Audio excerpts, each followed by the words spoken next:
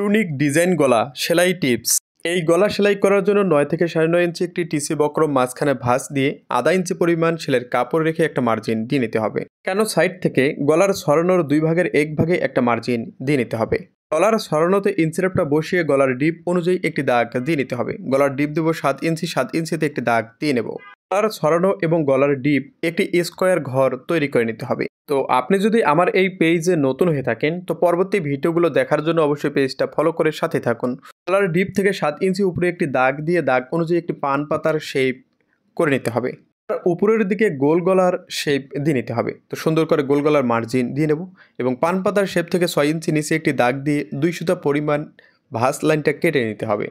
তো এই নিয়মে সুন্দর করে দাগ দিয়ে দাগ অনুযায়ী আমাদের কাটিং করে নিতে হবে।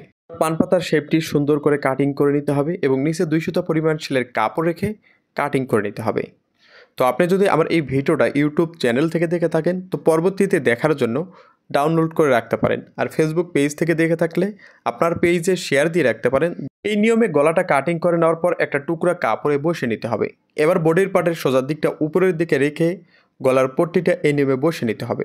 2 সাইডে কাঁধের কাপড় এক সমান রেখে টিসি বক্রম থেকে 1 সুতা নিচ দিয়ে একটি সেলাই দিয়ে নিতে হবে। এই সেলাইটা দেওয়ার সময় শুরু থেকে শেষ পর্যন্ত এক সমান সেলাইটা নিতে হবে। গলার মাঝের সেন্টার ঠিক রাখতে হবে এবং 2 সাইডে কাঁধের কাপড় এক সমান রাখতে হবে। এই নিয়মে সুন্দর করে সেলাইটা দিয়ে নেব। এরপর 2 সুতা পরিমাণ সেলাইয়ের কাপড় রেখে বাড়তি কাপড়গুলো আমাদের সমান করে কাটিং করে নিতে হবে। গলার ভিতরের দিকে 2 সুতা পরিমাণ কাপড় রাখবেন। বেশি কাপড় রাখলে আপনি কিন্তু গলাটা সুন্দর মতো উল্টিয়ে নিতে পারবেন না। তো এই নিয়মে সুন্দর করে কাপড়টা কাটিং করে নেওয়ার পর রাউন্ড জায়গাগুলোতে কেসি দিয়ে একটু কেটে দিবেন। এরপর কোনাটা সুন্দর করে তুলে নেবেন। গলার পট্টিটা উল্টা দিকে বসিয়ে আঙুল দিয়ে ভালোভাবে ঘষে ঘষে বসে নিতে হবে। এরপর একটা লেস নিতে হবে। এই লেসটা গলার ভিতরে এনিমে গুজিয়ে দিতে হবে এবং এক সমান করে একটি সেলাই দিয়ে নিতে হবে। সেলাইটা দেওয়ার সময় লেসের কাপড়টা হালকা টান রাখবেন আর বডির কাপড়টা একটু লুজ রাখবেন, তাহলে গলাটা কখনো ফুলে ফুলে উঠবে না, গলাটা সুন্দর মতো বডিতে বসে থাকবে। আপনারা অনেকেই গলাতে লেস ব্যবহার করলে লেসটা ফুলে ফুলে থাকে। তো সবসময় খেয়াল রাখবেন বডিতে যখন লেস সেলাই করবেন তখন বডির কাপড়টা হালকা লুজ রাখবেন এবং লেসটা হালকা টান রাখবেন, কারণ লেসটা শক্ত থাকে। এই শক্ত লেসটা যদি আপনি লুজ রাখেন তাহলে কিন্তু ফুলে ফুলে উঠবে। তো এই বিষয়টা অবশ্যই খেয়াল রাখতে হবে। যে কোনো কাজ করার আগে আপনি যদি দোষ ত্রুটিটা ভালোভাবে বুঝতে পারেন তাহলে কিন্তু আপনার সেই কাজটা অনেক সহজ হয় এবং অনেক সূক্ষ্ম হয়। তো দর্জি কাজের সকল খুঁটিনাটি বিষয় জানতে আমাদের এই পেজটা ফলো করতে ভুলবেন না। আশা করি আপনাদের দর্জি কাজে কিছু না কিছু উপকার হবে। লেসটা এই নিয়মে সুন্দর করে সেলাই করে নিতে হবে।